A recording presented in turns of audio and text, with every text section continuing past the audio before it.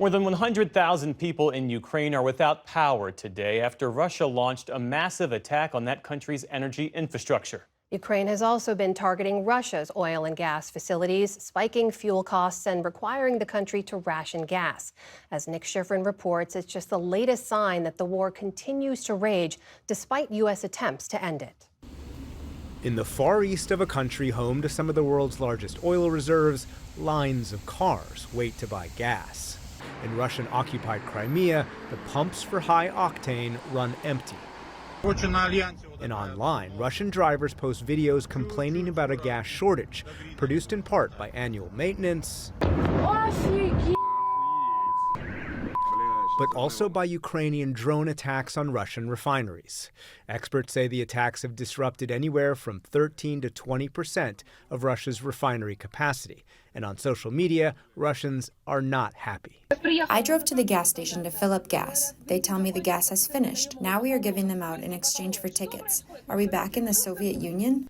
This month alone, Ukraine struck nearly a dozen refineries from the northwest to the south. Refineries near Ukraine's border have also been regularly attacked. Now drones are more numerous, heavier, carry more payload, and thus they can inflict more damage.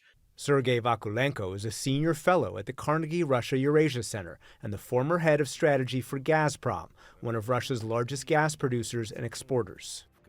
He says Ukraine's previous attacks had already disrupted airports and train stations and pushed Russians into their cars, especially during end-of-summer vacations.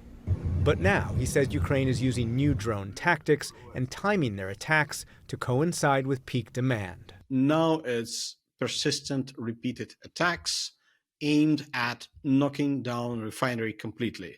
Ukraine has become the world's leading manufacturer and producer of drones, including long-range drones that can fly more than 1,000 miles. If Ukraine manages to sustain the pressure, the flow of drones at Russian refineries, it might become increasingly serious. But it's too early to tell, really, whether Ukraine would be able to sustain the attack at the current level and load.